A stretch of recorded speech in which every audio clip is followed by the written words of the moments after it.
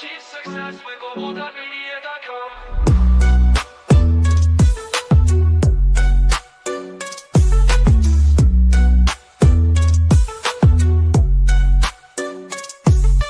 Every step forward is a new beat to your drum. Achieve success with Global.Media.com. Let's celebrate it with or without champagne. Hello, my friends. Hello. Welcome, welcome, welcome. Whoever's here, I appreciate you. So, welcome to Book to Business, where we talk about all things books. I guess how you come up with them, how you write them, how you publish them, how you sell them. These are the things that I spend my days doing these days. I have my next book launch event on the 17th, where we're going to make my latest author, Scott Stewart, The Man in the Mirror, an international bestseller. Of course, we need your help, my friends. Look, if you're here, do drop us a comment. I will know you're here otherwise. So I can see numbers, but I can't see the people, and I want to welcome you properly. So do drop us a link and let's say hi. And say where you join us from. Say something, right? Say something, and I just mute myself so I don't have to listen to myself twice over, right? I can hear myself in my head, but also I can only hear myself on StreamYard and then also on LinkedIn. That's a bit much. That's so I mean, learn to cope with my voice is what is bad enough. Who has joined my studio? It's an amazing person who's joined us. Mr. Calm, you found your way. Mm-hmm. Yes. How you doing, Annie? You wanted the mood to talk before, no? Say that again? So when you joined earlier, you didn't want to talk. Yeah. I saw that there was nobody there, so I said, it's probably not nobody there. What do you mean? I was here. I was talking to you, and then you disappeared. I guess I didn't hear you. And then Marlene joined, and then she didn't enable her mic, so I can't do much with that. You have to enable something, your camera, your microphone. Otherwise, we can't hear you, my friends. Anyway, how's your day going? So far, so good. How about yours? Yeah, well, nice. It's going well. It's going well. I had a late morning. But you can't complain, right? No. I'm happy. I'm in a good place. I'm in a good mood. I'm getting there. I'm doing what I want to do. So, basically, I bought my tickets for Ghana. Yay! Yay! You're a happy camper. Yeah, Because of that. right. Now the visa application is that's always a pain in the behind.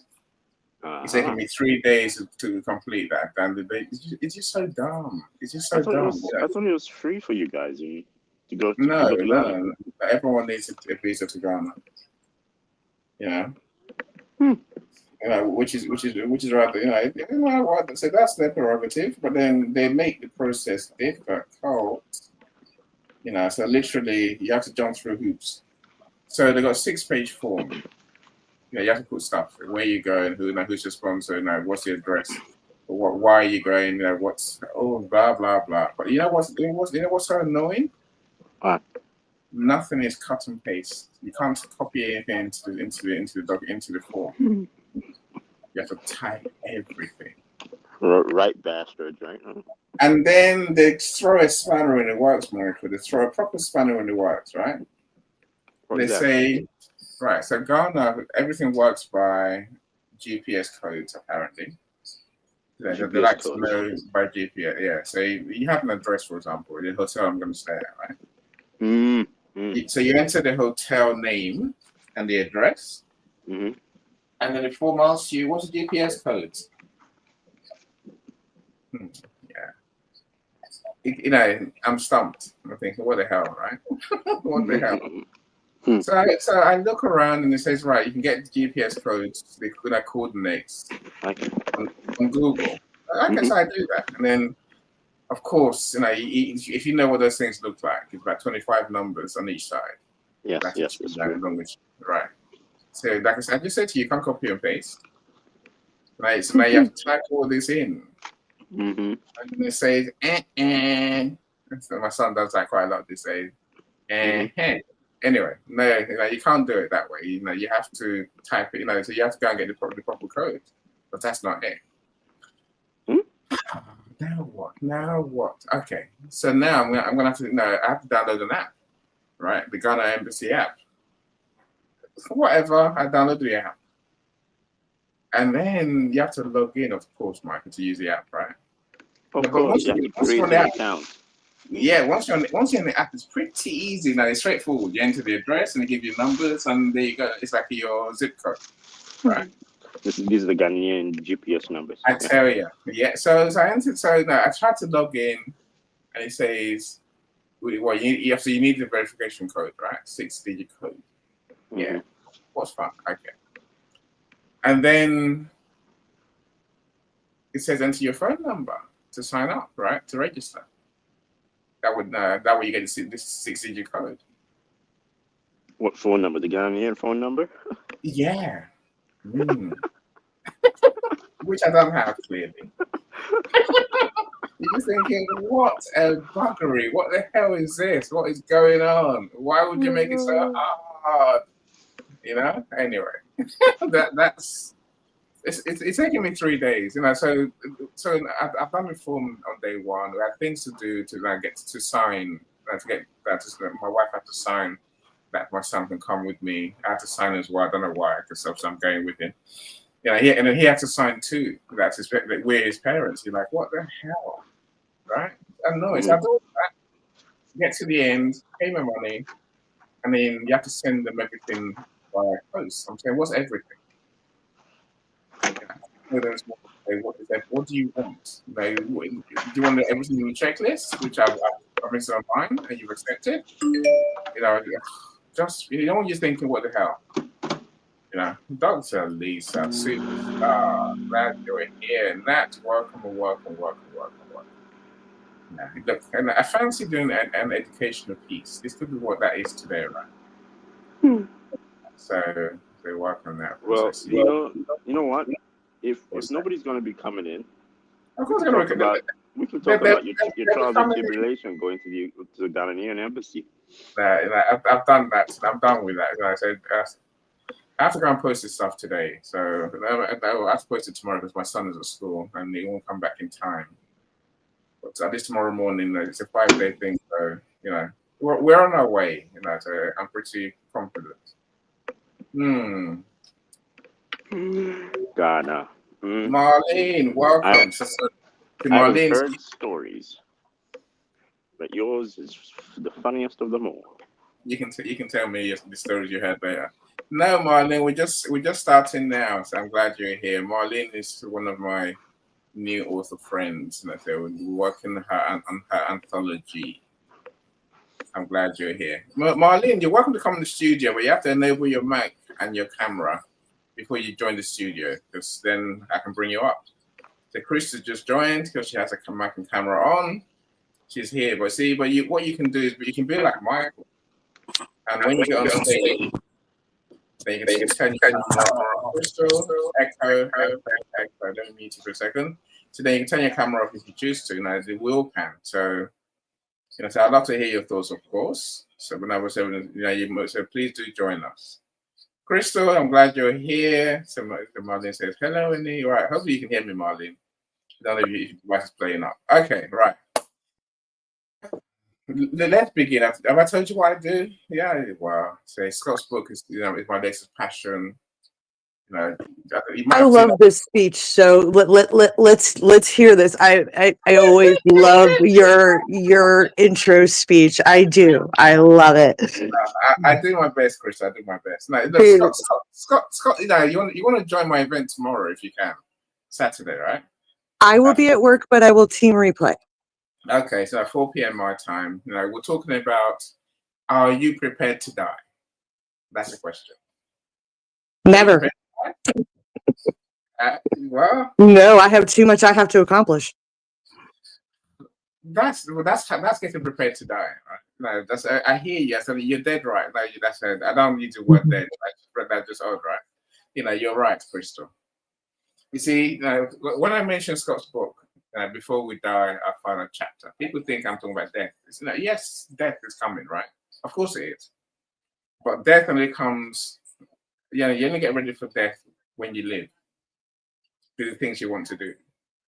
Live with love and compassion and kindness. It's all that. So there's a lot more to prepare to die than we think. I said most of us think is laying down and just waiting like you're in a coffin. I keep hearing this saying because I keep playing the same video every day. He says most people die at 25, but they don't get buried until they're 75. Right. I'm saying Scott's book is it's a guide to avoid that ridiculous place to be, right? Marlene, not before my books are written. Marlene, you do your own events. Not before my books are written. Honestly, Marlene. Anyway, you're here. That's an important thing. Send me the link for that book, though, because I do think I will enjoy reading it. Yeah, no, exactly. Ooh. So go on. I do have to get ready for my own live at 10, but okay. I loved the question, which is why I joined. Yeah. Okay. So let me get to the answer the question. Let's talk about the topic. I don't have to work on people though, Bristol. You know how it is. Barbara, welcome. Mr. Omar, I see you as well. Thank you for being here. I'm sure that more of us would join. I'm Sharon Rose, with superstar Sharon Rose.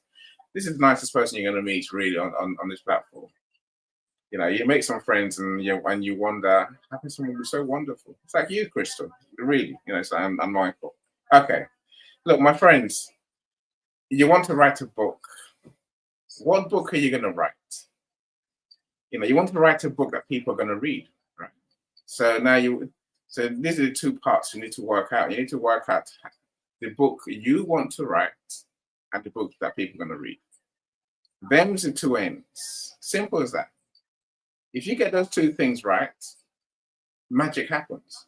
If you write a book that you're interested in writing, you're going to be driven to write it. If you try and write a book that you don't really give a toss about, you're not going to finish it. And then if you write a book that no one wants to read, yeah, waste of time, right?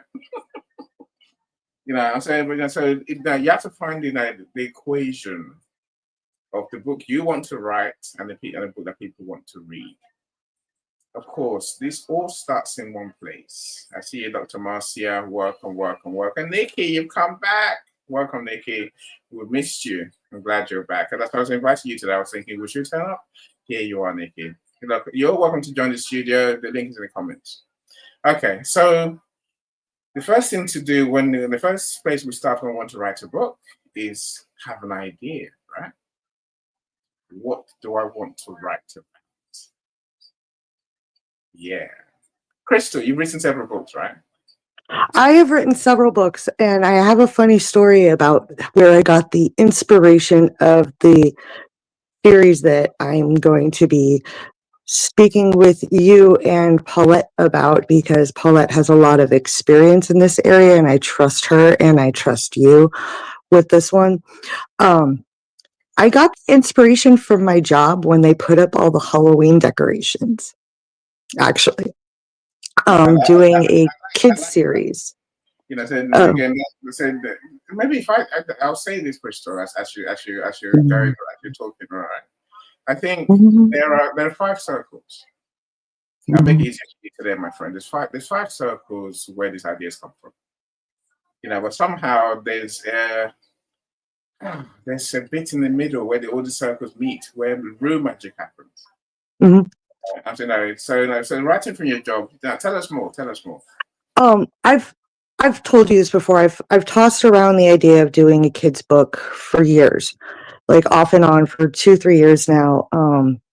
And I was really inspired by Paulette's books, the Walter series, and I've decided that I'm going to do a 3-book series about 2 kitten witches and their mom.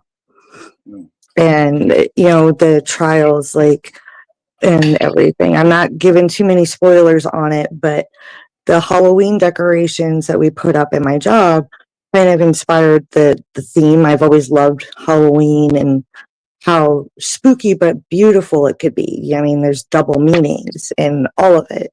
In some cultures, Halloween is a celebration of the new year and bringing in the harvest and thanking everything. So that's kind of where I'm tying it all together. But a lot of times, like, inspiration is wanting to spread awareness, like with my mental health books and things like that. It's the drive to want to tell a story that can help enrich others' lives, even if it's a horror book. Give someone a chance to expand their imagination or answer a question. It really is that drive of wanting to help someone in some way, whether you're writing fiction and giving, an escape into another world, or whether you're writing your memoir because you don't want your story to die with you. It really is a matter of what your mission is, but on where you get your inspiration. Like the kids book series, I got the inspiration from my job, but also because I have children, and there's, wanting to be able to help them grow in a fun and illuminating way, because you have to, when you look at your audience, you have to think about how you're going to reach them. With my domestic abuse awareness books, I give victims a chance to tell their story and share how they rose up in hopes of reaching others, to show them they're not alone. It really, for me, the inspiration on my creativity is what I want to do with that. What is my reason for sharing my story, for writing? Whether, like I said, whether it's fiction or nonfiction. So that's my little share there. It's me. I was making notes. I do learn from our speakers. Like Crystal, you've hit many of the spots there for sure, right? So let me welcome Liana. Welcome. So glad you're here, Julius. Thanks. Now I can't see Julius on my screen, but I know he's here because you said so. And yeah, you just answered a good question, Crystal. What I want to write, or why do I want to write? Anthony, my friend, they're mixed together. You can't write anything without a why. As Crystal just said, why are you writing the book? What do you want to do with your stories? It's like, look, let me break down what Crystal said, which sort of fits my 5 circles idea I was talking about just now, right? Now you have to imagine all ideas for books come from 5 main areas. So the first thing, something that you're interested in. You mentioned that, Crystal. Something that topics you're interested in, topics that something about. Sometimes you might call it your story, you might call it your pain, you might call it your experience. I'm saying, but you have to know something about that thing you want to write about. Otherwise, what are you going to write, right? So this all counts. And I think a lot of people will write from their pain.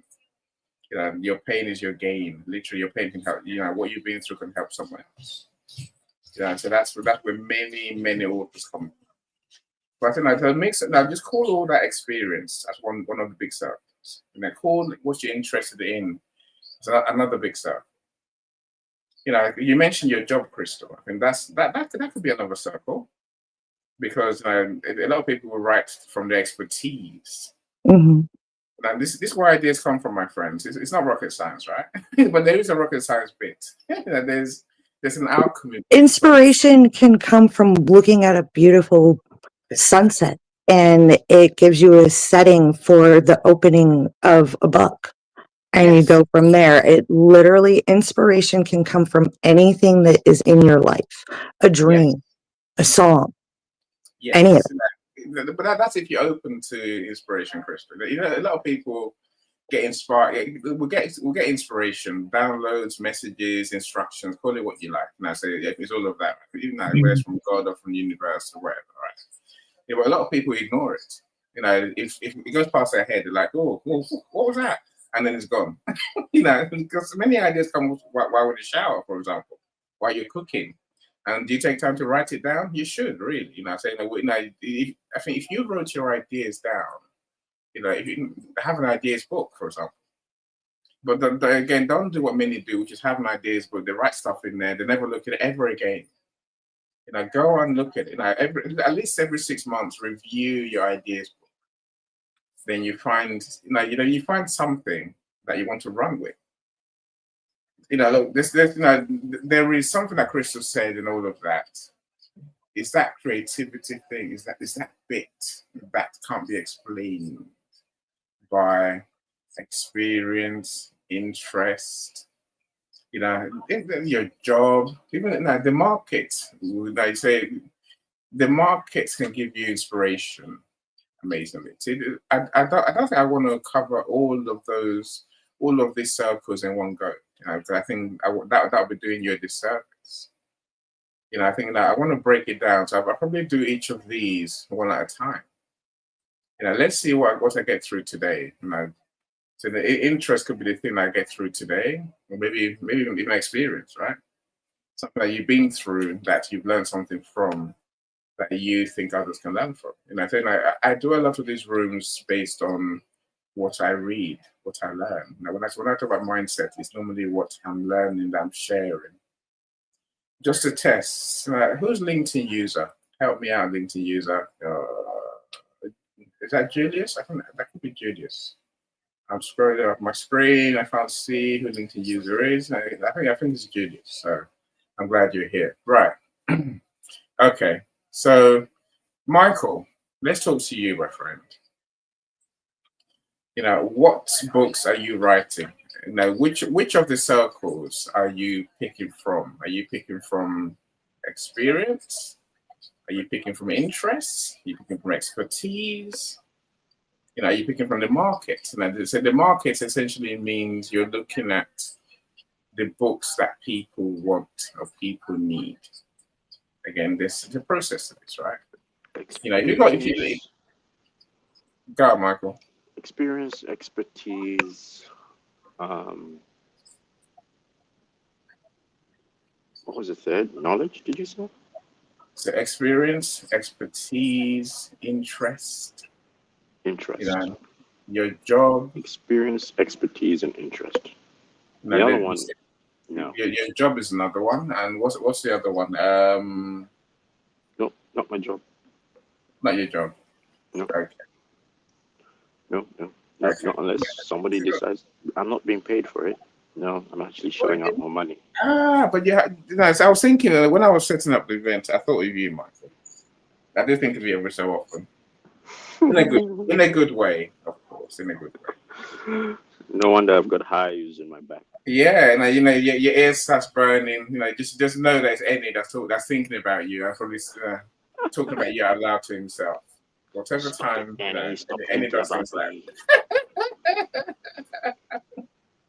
See, what I was thinking was, wouldn't the world be a better place if Michael shared engineering insights with us, with African kids, Michael?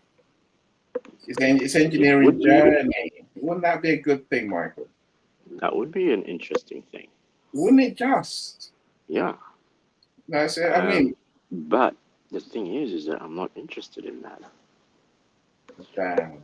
Yeah. I'm interested in what concerns me and what I think concerns. That's fair enough. I'm not gonna say that's fair enough. It really is. You know, I accept that wholeheartedly. You know, so like I said, you can't write a book you're not interested in. You know, if you're not interested in the topic, you're never going to finish the book. You know, it's not going to excite you. So we need to find topics that excite us. Exactly. Experience. Something that I am passionate about. Yes. Totally something like that. Because writing a book is not easy, right? It's a long process. Oh. So I met a man a couple of days ago. So 2 days ago. I'm sure I've mentioned him. You know, he wrote a book based on COVID, and how COVID's ruined the education system. This man's book is 1,500 pages long, at least. Long, so it's longer than that, right? Wait, did you say 1,500 pages? Yes, Michael. What is it, like a tiny ass book or something like that? I just said I can't publish a book that big. I refuse. I could, but I refuse because I'll be looking at it all day, every day for a year, if not 2 years. If there's type of stuff where I'll be in trouble, right? Joni, of course I see. I'll come to you in a second, my friend. Sharon Rose, you're saying the right thing. What about imagination? Oh, it's hard to listen. That's alchemy, Sharon Rose. That's alchemy. That's a bit. That's a magic bit that we'll need, even if you're going to work on any other things we've talked about so far. Then it's a process, right? So let's say you come up with a topic based on your interest, Michael, or your experience. That's something you're interested in, right? Mm-hmm. Of course, that is just the beginning of your process, right? Yeah. Because now, Sharon Rose, we're going to have to take the next step, which is work out who is this book for. Only by knowing who it's for, the Christians talk about writing a book for kids, for example. And so that suddenly moves your thinking in a direction that's more precise, if that makes sense, right? Because a kid's book is very different to a book for college kids, a book for adults, for engineers, for the housewives. I'm saying, once you know your target audience, then you have to ask yourself the next question, which is, what do they need to know about this topic? Just when you get there and you think, I've got this,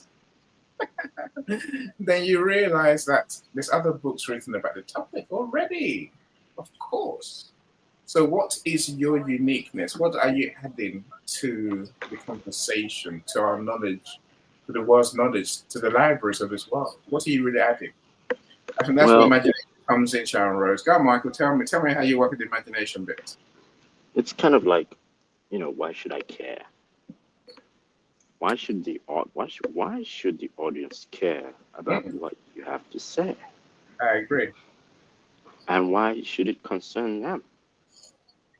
Because, if they don't care, they're not going to buy it. They're not going to want to even read it. They don't even want you to talk about it.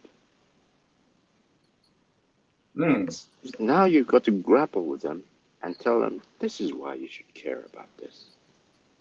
This is why, this book that I'm writing, it's maybe the same title, it may have the same information as all the other stuff, but the other book doesn't tell you why this is significant to you, why you should care, why you should give a damn. Yeah, 100%. Yeah, you need that in there. And, you do. I was actually thinking about you, Annie, when I was actually excellent coming up with that thought. You like to think about me in a good way, Michael. Reciprocity. That's a good word. Good word. It's a good word. I like it. Right. Look, the audience will only care if your book solves a problem for them. You heard me, right? Oh, yeah. What problem does your book solve? But again, that is part of the process of coming up with your topic, of deciding who it's for, and then working out what is their pain point. What do they need to know? What that I can add something useful to their knowledge to change their situation, their life, their experience. Crystal talks about writes about mental health, for example. I'm saying there's millions of mental health. Which element of mental health is important to your readers, and what is the gap in the market about what they know? It sounds like what's the word I'm looking? It sounds like alchemy. It sounds like something magical.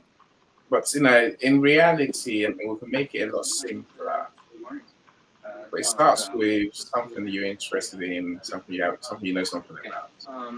I think Julius, I think this is you. And so I don't know why you're a LinkedIn user, but I think this is you, right? Julius says, I wrote a technical book on standards some time ago.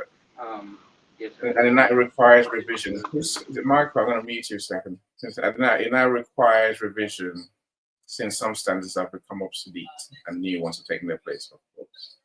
So you're wondering whether people still read printed books in today's digital era, and what could motivate someone like you to find the morale to update it. So what the motivation to drive, right? Okay, now look, yeah, it's a hard one. Joni, Miss Joni, are you there? Hey, hi. Yeah, I'm here. I'm here. How are I'm you just doing? waiting for my realtor's assistant to arrive. Good. It's your building going? Are you actually building already? I did my whole house, like, redid every surface, like floor surface in wood. I repainted the entire house in kind of a really basic, like, white color. I redid all my kitchen cabinets in a light green color with really nice wood knobs. I replaced my range. Didn't do a lot of landscaping because I have great landscaping. So Yeah, no, I think of course, if you're moving, if you're selling a house, then making it as good as it can be. yeah, a It's lot a of good way furniture is out. I feel like I'm living in a dorm room right now. Okay. It worth it in the end. It was worth it in the end, right? You know, so I wish I had a company like yours come and do my decorating work. You know, say I am the creative force for sure, but I mean, for the amount of work I did on my house to get it ready to sell for $15,000. I mean, that's like I that's a bargain. So I agree. Is the house sold? Have you actually got a buy?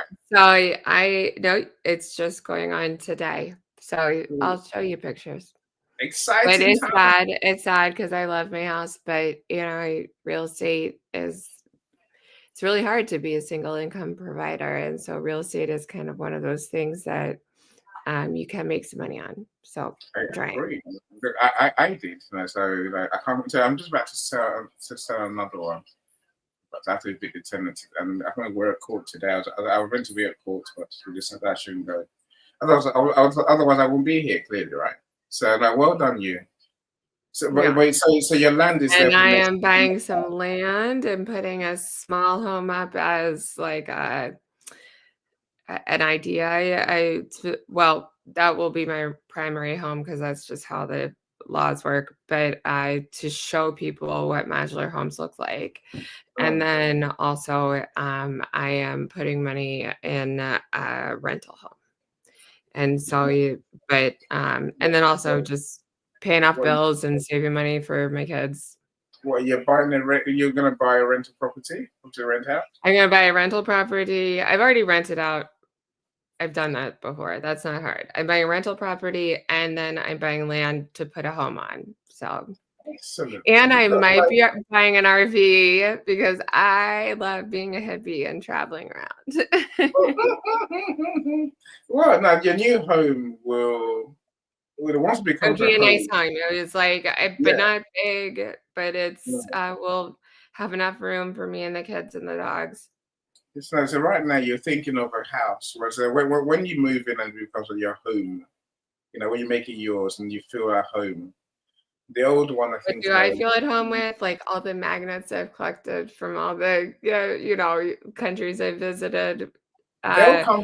I have like so many pictures of my family, and that I like to hang along the stairs, and I have my favorite blankets I like to lay across my couches. You can still have all those things. That's a part of making your new house your home. I have my cute little gold wreath for Christmas, and I have my Christmas tree and ornaments. It's fine.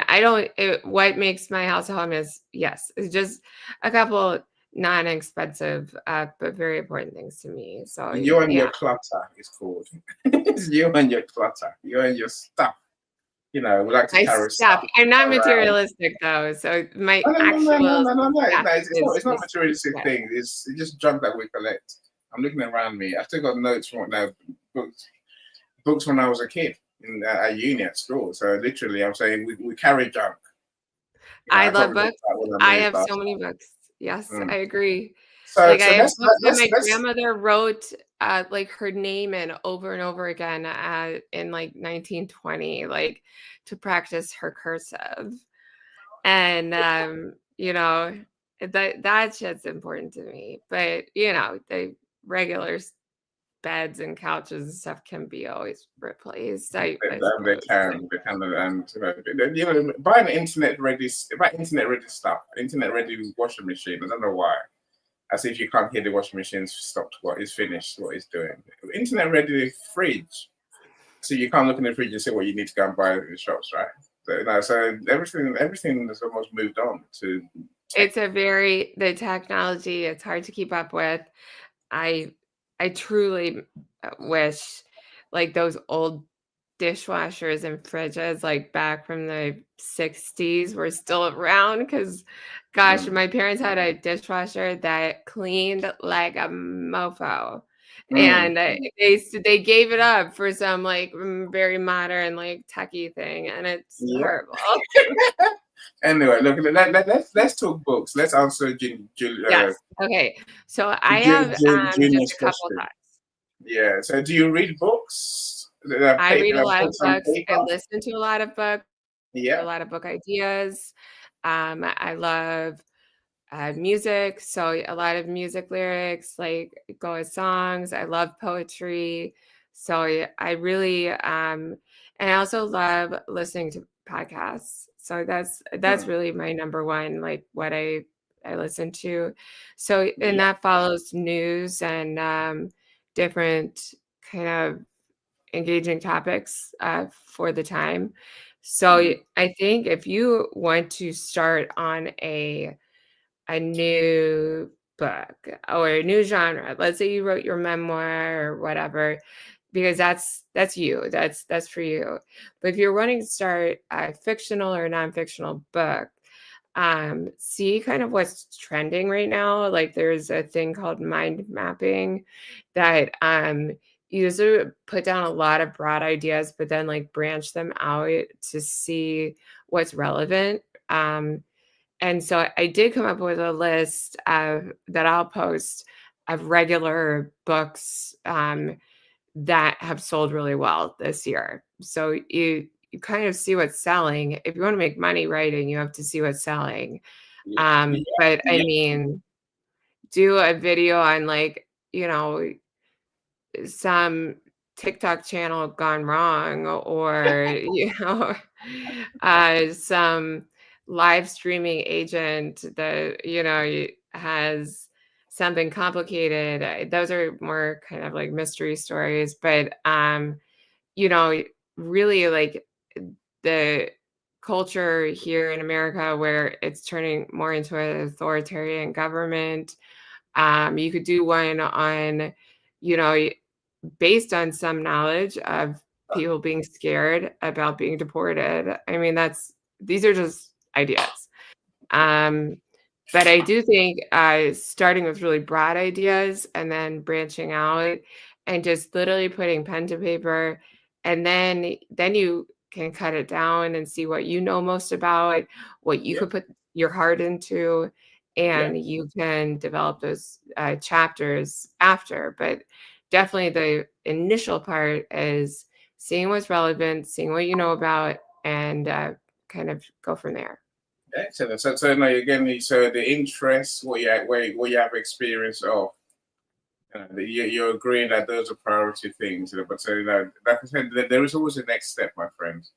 Michael, Mr. Calm, do you Yes. read paper books or do you read digital books? Digital. In fact, I listen to them. Okay, yeah. Look, again, I listen to those books as well. That's So my the latest Julius, crave. Julius, my friend, it seems like we're saying to you, many people read digital books. I talked about the 80-year-old man the other day, right? And I said that 1.5K page book. He's basically saying to me, I want it as an ebook because it's a technical it's a manual. That's what he thinks it is, right? I don't really care about printing them. I just want them to be able to be distributed easily. So maybe there is a market, Julius, for your book to be an electronic book. But then I know many people who still like printed books. Now the audience, let's ask the audience members. The audience, so those in the audience, please put in the comments, do you read paper books or do you read purely digital? Just give us an answer. So put in the comments so Julius can take something away from here today for sure. Right. My friend, do you read paper books or do you read books or do you even listen to audiobooks? I do all three. So yeah, what do you do? I see you, Michael, and not you, Michael, on stage, not Mr. Calm. So I see you, Michael. I'm glad you're here. Michael's got his book about the immigrant's experience. So definitely one worth reading. So, well, I think we're looking at launching it sometime later in the year. So yeah, I'm so glad you're here. Right. I don't see anyone saying that they read print books or audio books. So Michael, at least Michael and Joni are giving you some ideas there, Julius. You have to make a choice, right? Again, I'm always stumped by, I guess, the what's it called? The energy we put into thinking about formats. If you got a book if you have an ebook, not you. If I've created an ebook for someone, it means I can print it because it's the same book. It's the same book, just like the print book just means it has a cover. And Amazon will do the printing for you, distribution for you, selling for you. I'm saying, so why would I not create a print book? Now, the print book normally costs more than the ebook. And then, of course, there's the hardcover version of the print book, which it lasts longer, stays together longer, but it costs more. And then I would ask, why would you want to do an audio book? Because you can. It's the same book, right? Same content. Once you finalize it and you publish it as one version, you can publish it in every other version as well. So, I think everyone should, it's not everyone should. Let me stop shooting on all of you, right? Literally, we have to give our readers the options. The options. Thank you, Anthony. Thank you so much, my friend. And I say, the options I say in this ebook, paperback, hardcover, audiobook. Those are the formats we have today. So again, audiobooks can be, I guess, the audios on YouTube, or they can be audiobooks on Audible. There's hundreds of audiobooks platforms. Cover is another one. And I say Apple Books tend to do audio as well. iTunes.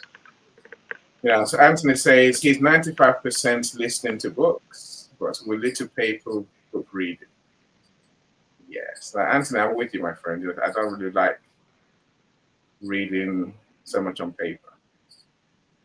Well, so now, I just mentioned Michael's book, say his book of the immigrant's experience. That touches on the topic, Joe. That touching the topic of, I guess, immigrants. I was just trying to say how I kind of start. I put a bunch of different topics and then I kind of web out from there. So, I think it's, and for Sharon's comment, nonfiction versus fiction. Fiction tends to sell better, but that doesn't mean that you can't write nonfiction. But nonfiction has to be cited really, really properly. You do a lot of acknowledging whose work that was if it Yeah, wasn't necessarily your own. So yeah, yeah. No, I agree with you there. Like Sharon Rose, I think there is a difference in where ideas come from when it comes to fiction. I think I can accept that. I don't think it's too far off. I think that what we're talking about today still counts. But I guess I'm looking at the reality, Sharon Rose. That's people write crazy books. I mean, like, let's say you lived on some sort of like cult community, and you wanted to write a nonfiction book about your experience on there. Mm. Let You would have to get real life statements from other people to make it valid, and then you would have to kind of note like real dates and challenges that you faced. I'm just spitting here. I'm not saying Yeah, anything you're thinking out loud. specific, No, but look, you can do the research. You can do the research to get your book to next to real as you can, right? But I think Sharon Rose, the best fiction books, they're crazy. They take you to an outer world. It's unimaginable. You see, it leaves me thinking, Sharon Rose, half the time, who's the crazy one? Is it you that's come up with that crazy idea, the Lion, the Witch, and the Wardrobe? Or is it me who's actually reading it, trying to get into that world that you just told me to go into? I think I'm the mad one for reading your stuff. I truly love that series. I just love it. It's like my childhood. Like I just like my dad started reading those to us when we were little, and I have continued through the series. I love Harry Potter. Mm. The people who are like really down with getting into a new world, like I love a lot of sci-fi, and so it's a transportive. Is Yeah, that the word? I wasn't that's transport the It reader into that transports you space. to like something else. Yes, But a yes. lot of women really like this like kind of vampire uh kind of love theme. And I don't. I do not love that. I don't. But it sells. It sells. And if you're into it, then maybe you could create like a content like that. That would be Yeah, great. what about that and that teen romance? I mean, look, the fiction books are in a different world, because then I think I see your point now, Sharon Rose. It requires you to have that imagination to go way beyond what anyone else can see. To go beyond what's normal, what's rational, what's possible. I don't say no. I don't know whether the best books are truly outlandish. I mean, to think of the different bits of Harry Potter it blows my mind. There's a reality, Sharon Rose. If I published 15 books this year already, my friends, none goes into the realm of pure of real fiction that is unimaginable.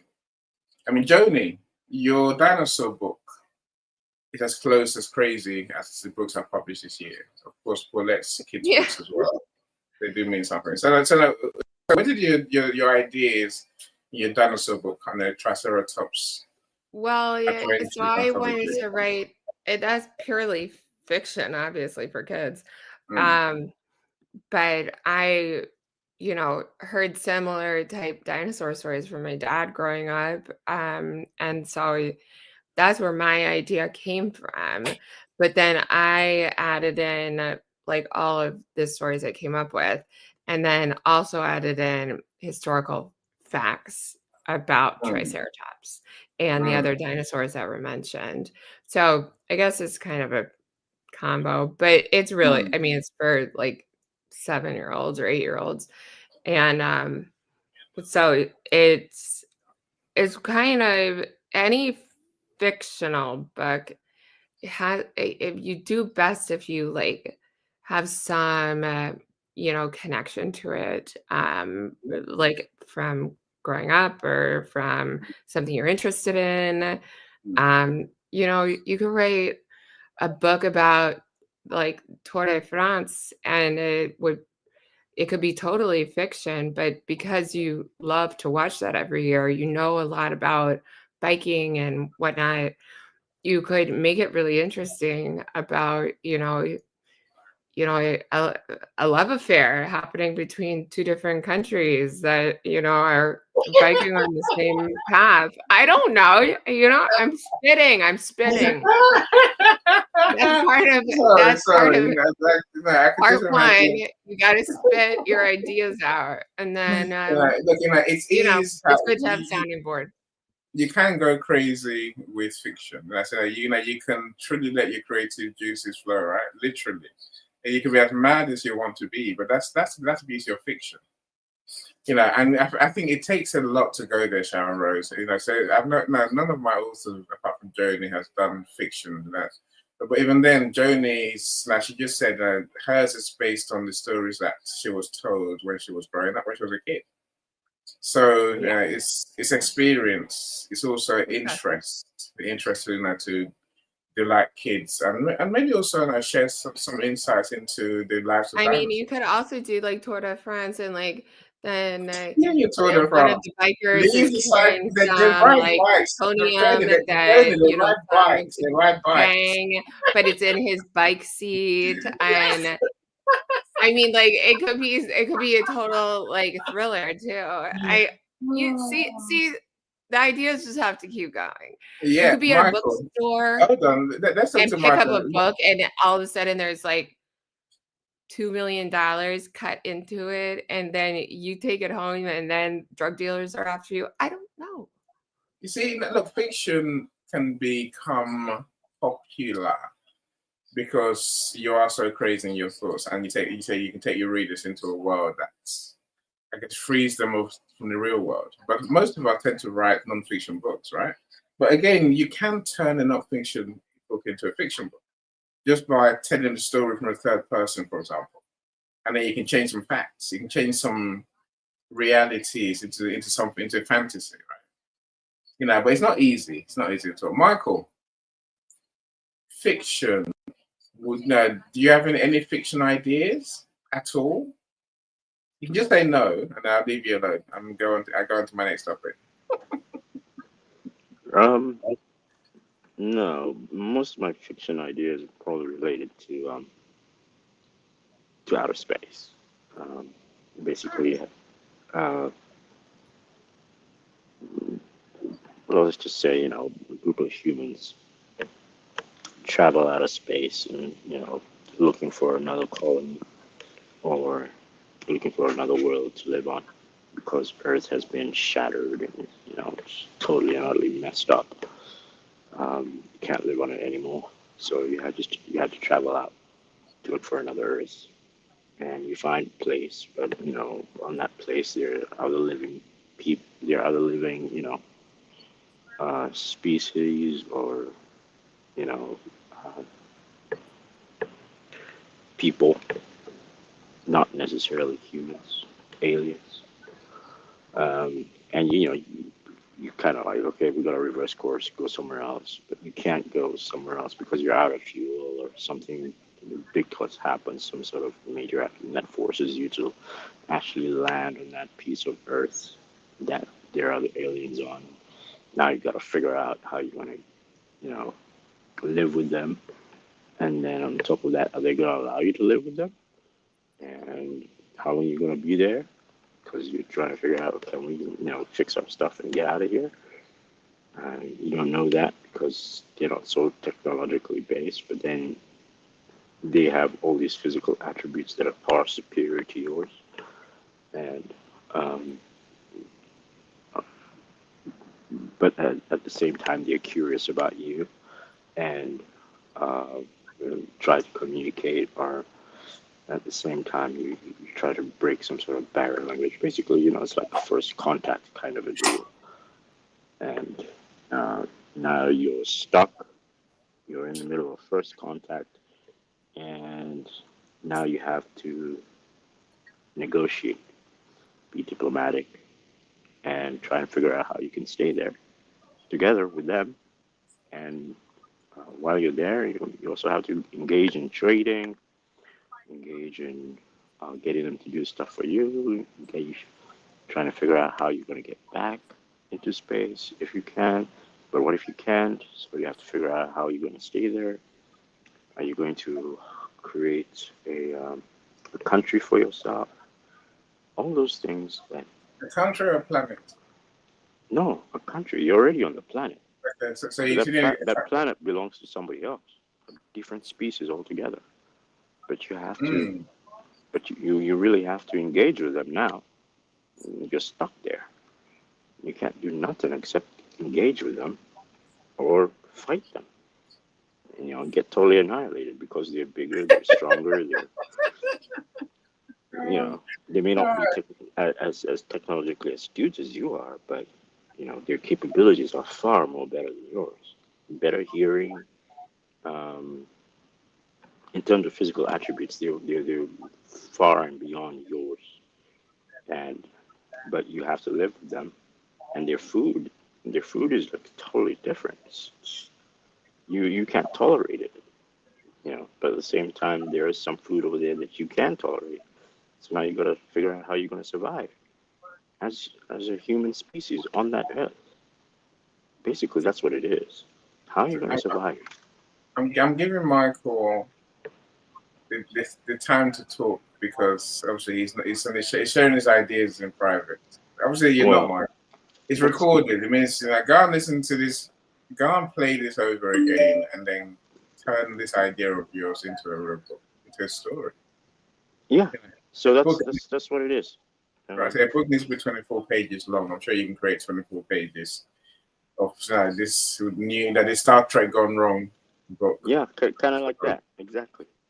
I hear you. Thank you for indulging me. Star Trek, you know, Star Wars, whatever you you want to know, call it. look, I don't watch TV programs, don't you? I don't watch TV because I can't, for this very reason. I can't deal with people's fictional fantasy ideas. The people's the way the way they take their stories. I'm just not.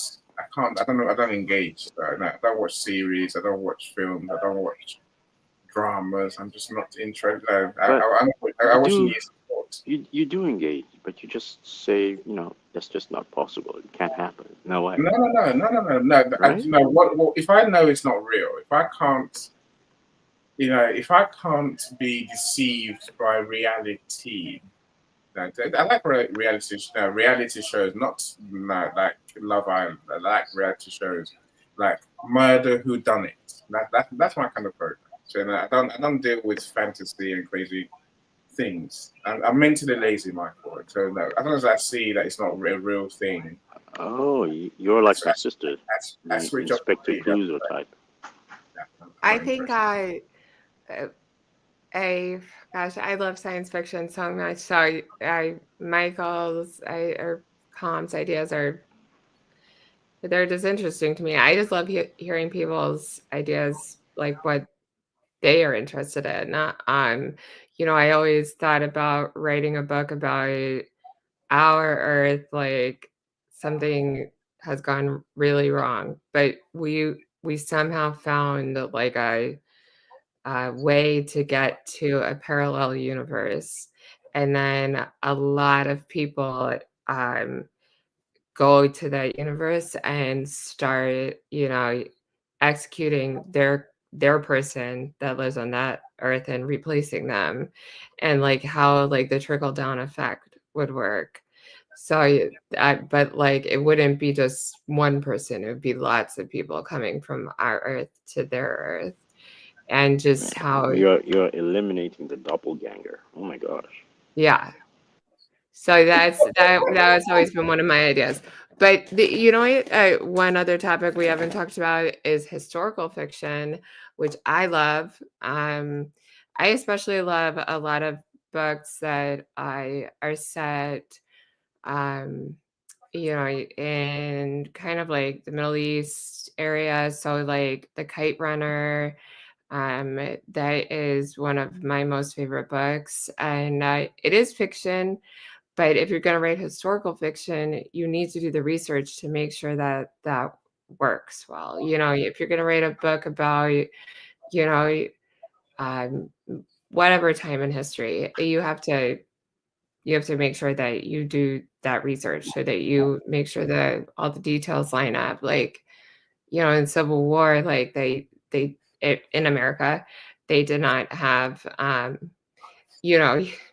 drywall in their house. So maybe you just learn how houses were built then. So that's sort of silly, but yeah, that's a genre I love, and I also absolutely love science fiction, and I love children's books more than anything. So, and I think a really good memoir comes from a really engaged speaker, like Brene Brown or something. Just it's hard. It's hard to get your memoir out there for anyone but you and your family. And so I really encourage you to do it. It's really great, but if you're wanting to make money, that's a whole different story. Yeah, no, yeah, I think that memoirs can be helpful. If it's written from the point of view of how it can help people. And I mentioned Michael.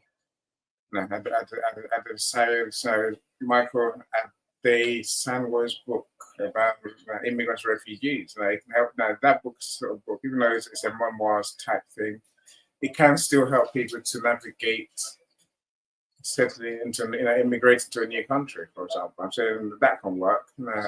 I'm thinking of Sandra Botha's book as well, on Meeting Myself, which can, it can inspire people and guide them into finding peace to learn to speak their truths, no matter what sort of childhood they had, right? So some memoirs can work. And if it works, I'd say if you ask yourself that question, what can people gain from this? Why am I writing this book?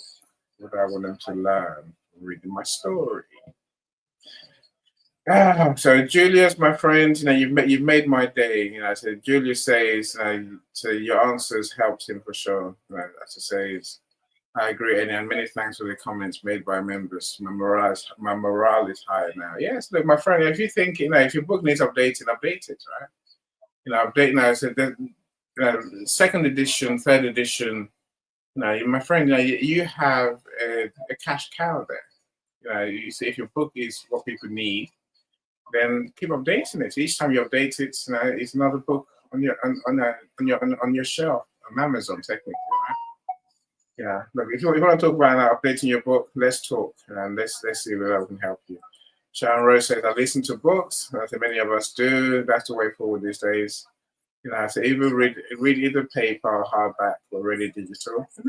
I read digital books, but I've never hit the net. I have a screen reader, so it'll read everything to me anyway. So what they say in an ebook or print book, if it's on Amazon, I can read it on screen and be lazy. People send me books. You see some of my videos. My friends who send me books.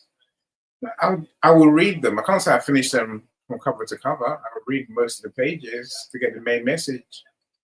That's why I do it. So Nat says, Julius, yes, it is. Now I have the flu. I managed to squeeze a mini holiday in as I became a godparent to the youngest two members of my extended family. Congratulations, Nat. Good for you, my friend. You're not old at all, Nat. You're still young, right? So Sharon Rose says, I like all forms of consuming knowledge and other types of stimuli. I get that completely. What else can I add? Jay, how about a book? Go on. How about a book where when you when women get into menopause, they become aliens, totally different species or creature. Michael, Your mind changes. You have to push it, Michael. Michael. Yeah, but They will it doesn't have to just happen to women. It can also you. happen to men. You can say if They will they get shoot you anger and burn procedure. you, Michael. They will shoot you and burn you. No, it can happen. That's akin to saying my mother turned into an alien. I tell you, if you are interested in stuff like that, it will sell. And there are others who will buy. Lisa, Michael's guiding you. Like, are you going to listen to the advice and write a book about how menopause makes people alien? Oh, she's the perfect. I mean, she knows all Yeah, about so go menopause. and talk to her. Jay, I love Jay. It's not that I'm not unable to. I refuse to, Jay. That's the thing. You see, my trauma came. I think I was probably 22, so we're talking about nearly 30 years ago, right? I took my kids to go and see some long ass film. Some no, what the hell? What's it called? So there's Harry Potter. There's another series film, and in a big blockbuster thing in the cinema. I took my kids, some of my older two kids, gone and the wife go and watch this film. And 3 hours later, Jay, the film did not end. The story didn't have an ending. I was furious. So I decided from that day on, I'm never going to waste my time watching something that I don't know fits what I'm interested in, that starts and finishes. And who done it program, Jay, I know what's going to happen. Maybe I don't know who done it, but I know what's going to happen. Someone's going to die. They're going to find out who done it, right? I can do that. Watching something that is someone's fantasy gives me a headache. I don't want to play the game with you. I refuse. I just refuse. Was a movie called Lord of the Rings. Yeah, that one. Amazing. That one. Amazing. I watched that first one, Michael, and I was so annoyed. Everybody loves Very the first long. one. It I was, felt so cheated. but it's amazing. I've never gone back. And I haven't watched any film since. I refuse. Before that, But isn't it interesting how the turn? So I just put some statistics in the chat that younger Americans, let's say 18 to 30, are buying more print books than before. Like let's say 20 years before. And that's it's just an interesting stat that. Because that is true. I give my kids some money to go to the bookstore and they buy a book. They like having print books. Yeah, people like having print books for sure, right? Now, Julius, so let's connect. Now, Jay says he wrote a short science fiction story about some time travel and alien tech in his language. Chimora. Yeah, see, Jay, I've learned something, right? It was published in a language anthology. Look, I think an anthology is a different kind of book. Listen, part of the reason we write anthologies, that whether you Marlene, whether you Dr. CJ, even Nicole, right? There's many others who do anthologies. I'm saying the reason we do them is because we don't have to think that much. I might tell a story in the book, but my co-authors bring their imagination, their experiences, their interests, their awareness, their expertise to the table. Now, Tracy, I see you. So glad you're here. Thank you for joining us. The audiobook queen. I'm glad you're here. Marlene says, I write historical fiction. You learn so much from the research. Again, many authors, Marlene, don't want to do the research. I don't want to do research half the time, but we have to, right? I'll do a room on what doing research for your book looks like. Because I guess it's how much do you want to go into the weeds? How much you want to learn? And then I think many people will spend their lifetime doing the research and never actually write the book, right? Which is fine. But there comes a point you actually have to write the book. Of course, I'm not saying you, Marlon. I'm saying that a lot of people they believe that they don't know enough to tell the story they want to tell. Whereas many of us can find a way, right? And that says, check out CM Palo, The Tempest Quest. And Dan Abnett and Mike, I don't know, who are Warhammer, The Chronicles of who? Malice Outplay. Is that a person or is that a thing? Right. I don't know. And I said, let me show you this just for you to, I guess, it take us to the world you want to go to, Sharon Rose, the worlds that we know. Right. Now, I keep talking about the alchemy bits, the bit where the magic happens. So you somehow have to combine our interest with our experience with what the market needs, as we talked about already today, and maybe also with his job. Now, but there is something else missing, right? There's something else missing. So let me play this short video. It might give us some idea what this thing that's missing looks like. Let's hope this works. Okay, here it goes. Volume up. Yeah, not enough. Let's go for it. Project or book or whatever you're writing.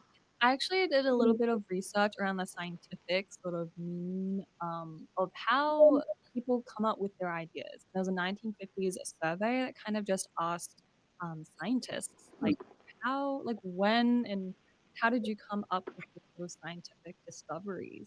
And contrary to what you might think, logic and scientific like rules and laws came quite later in the discovery of their new idea or new sort of revelation.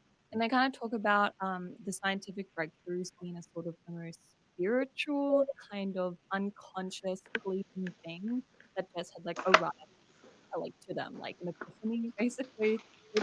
We get epiphanies sometimes, like big revelations, but like scientists getting these random epiphanies interest me so much. Because, like, what's going on in our brains and how can we harness that sort of muscle or that sort of spiritual connection? I don't even know what it is, to be honest.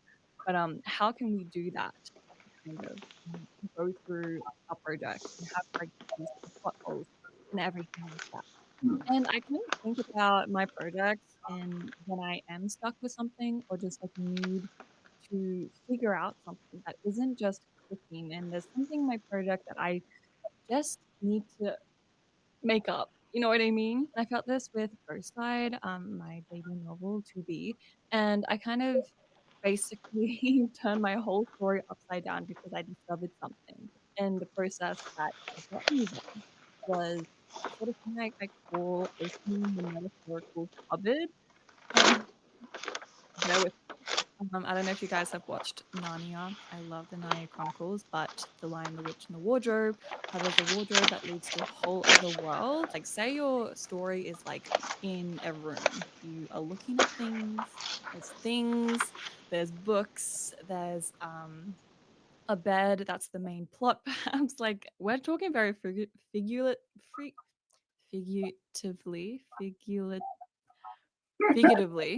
Mhm.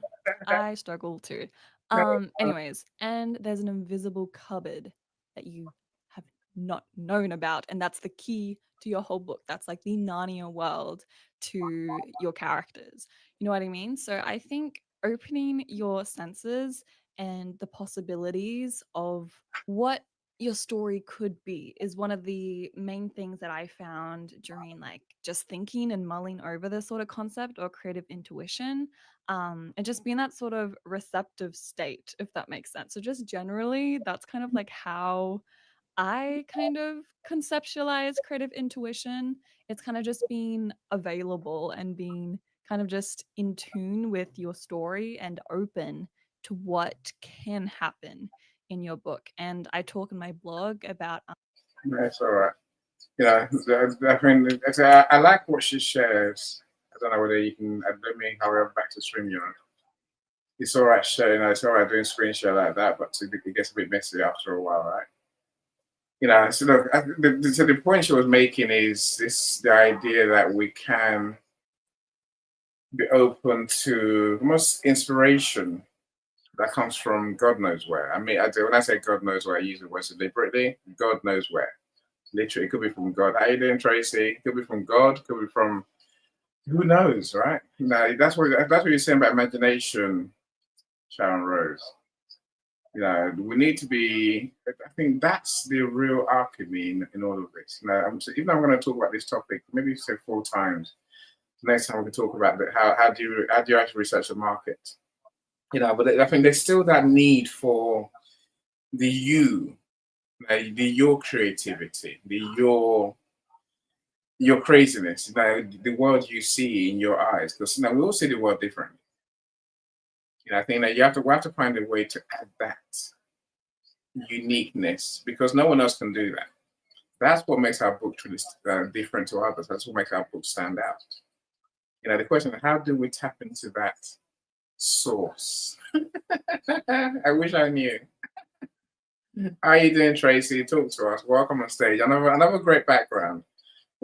Have you paid for this, Tracy? You must have paid for this background, right? No? It's a virtual virtual background. Yeah, I take this specifically to match your background, the things like lessons we learned from COVID. It's very kind of like in the code, the tone, to match. Okay. I like. No, they're remarkable. I don't get those options on my StreamYard or on my Zoom. So, But thank you so much, Annie, for this opportunity. I get your events as my rehearsal for my live events. Thank you. Excellent. Yeah, so, I know your husband wrote a book. Have you ever written one? Are you going to write one? Are you working on? Are you thinking of I writing? wrote one chapter in one anthology with Nicole. Excellent. And I think Melissa, Leslie, like 21 of us last year. Yeah. And then I can say the ideas, you ask about book ideas. The ideas are limited as long as you look for it. There are two type of authors. One is very thoughtful. Everything came here, from their heads, their brain. And the other one is being very curious. They draw from everywhere. People, environment, the earth, in the clouds, the sky, satellites, universe. Okay, so I like the second kind of person because it just, it's more entertaining. Like the YouTubers, TikTokers, they just get the ideas from nowhere, but actually anywhere, right? They scroll down the websites, other people's chats, other videos, they pick up ideas instantaneously. Not necessarily copy, but they make it better to get inspired. And that kind of creativity is what we need to fight off artificial intelligence. Yeah, well, and I said, now be more us, right? Tell our stories with our uniqueness. No, thank you so much, Tracy. It's something that I say we need to find that uniqueness that you mentioned, Marlene, for sure. So even if you're telling a non-fiction story and it's that's a factual story, there's still a need to find that twist. Maybe it's not a twist. No, that's extra bits that other people haven't, that they don't know, that only you know. Again, as Tracy says, there's so many things that come to our minds that we can work with, right? It's whether we want to go there. And also whether we're willing to listen enough to really refine the idea. Again, as Joni said, we're willing to go crazy, right? Welcome. Lachelle, you're here. You've made my day, Lachelle. How are you? I haven't seen you for a few weeks now. How are you doing? Oh yeah, I'm doing good. I was kind of overcoming some infection that my son gave me. He came down with something. He's a football player, but I'm doing better now. And there was your car thing as well. I am glad Yes. you won. I must tell you won it. I thought your photo was quite good. How you had your car smiling. It's not really smiling, is it? The last time someone they read the back of my car, and I just thought that boot is smiling. So I wasn't smiling. It was wrecked. It was so crazy. Yeah. And the thing about it was I was actually asleep. My husband was driving. So, wow. You wake up to seeing the back of a car in front of you. Okay. Yeah. But it's all good. I'm glad I was able to walk away. Everybody was, no injury. So it was a blessing. Indeed. No, we are all glad you're in one piece. That's important. In case my friends you don't know, Lachelle's written several books. Five, I think, at the least, right, Lachelle? Mm-hmm. Yes. So where do the ideas come from for you? So I've talked about that we tend to write from experience, from interest, from our job, our expertise, in other words. and then many people these days will research the market to see what they think the market needs. Yeah.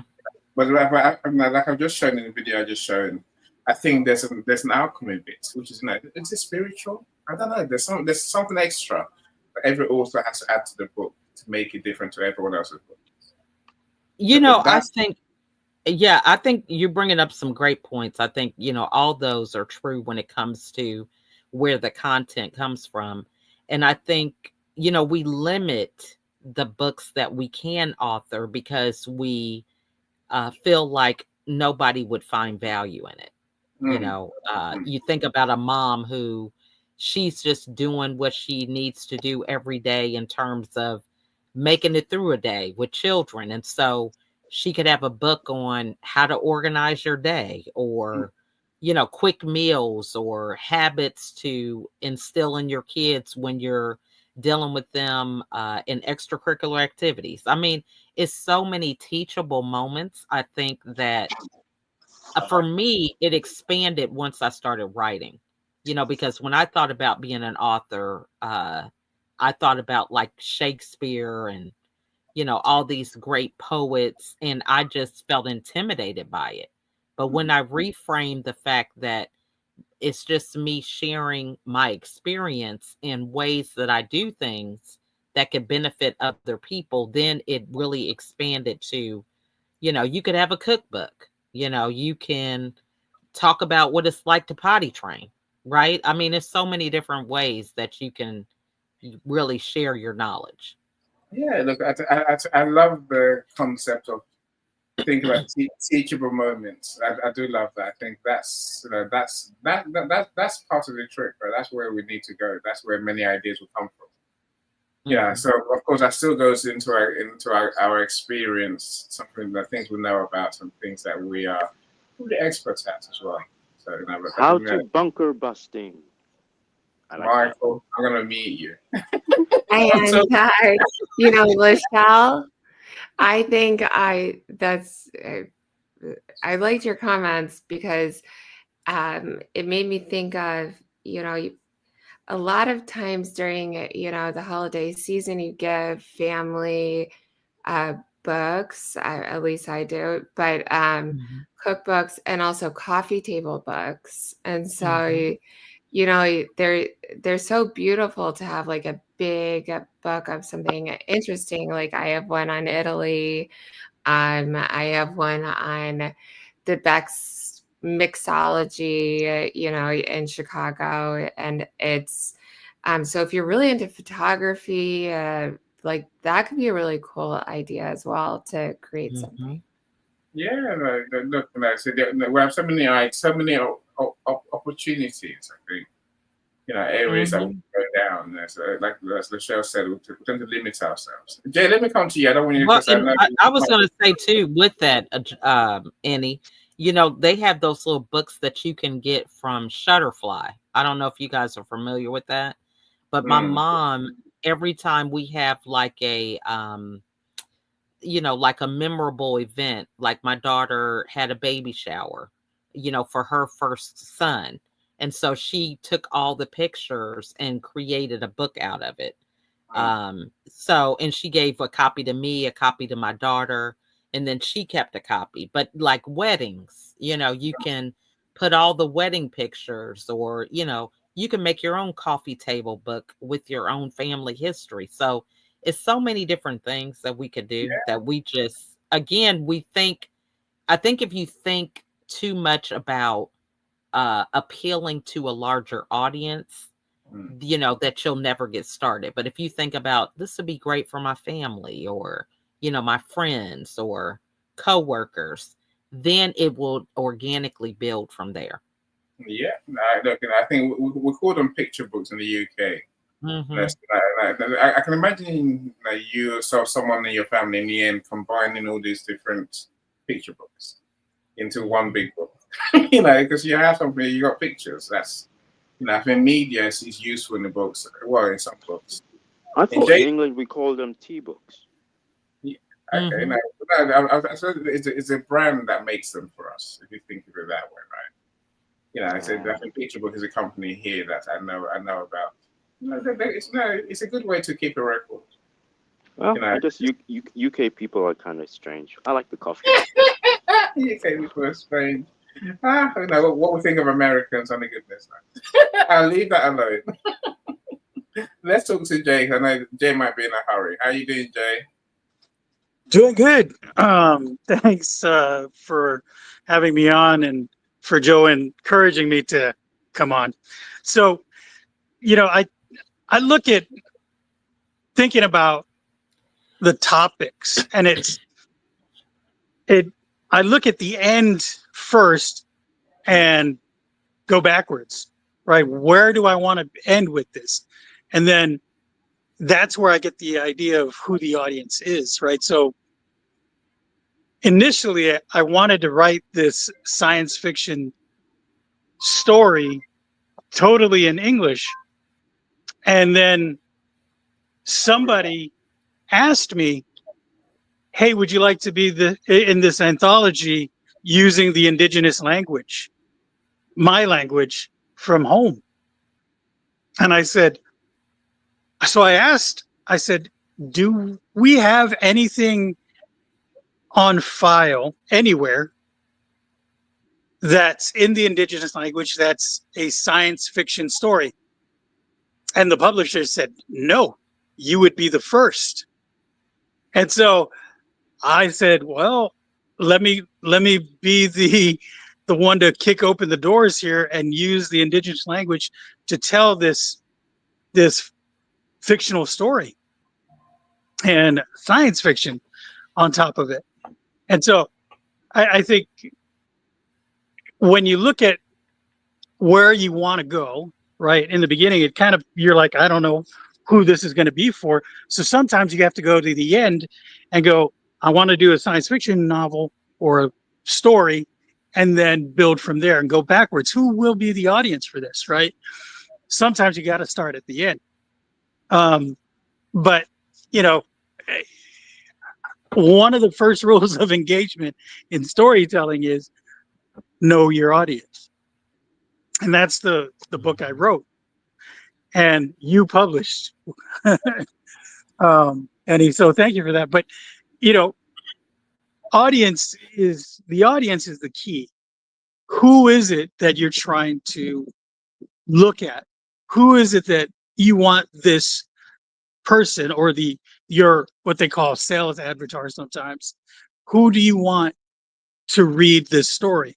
Who do you want to gain a message from the story or um, anything that you want to convey to someone? Who is it? Who is that person? And I like what Lachelle said. I mean, really, that's important. Sometimes you're writing for your best friend. Sometimes you're writing for, your dad. But it ends up that everybody across the globe will align with that message, whatever it is. So I just wanted to kind of share a little bit about that. Beautifully said. Tracy, I agree with you. So we love the idea of working backwards. I think, knowing, one of the show just said that she's writing, her mom's writing a book for the family. That's legitimate. You haven't got to aim for, the world, so the teenage audience or any other audience. As long as you're writing for someone. Someone's going to benefit, like you say, Jay. In the end, that can ripple out. The effects can ripple out to other people who are interested to just whether they're into just in just a format or in your story. But we have to have someone in mind, Jay.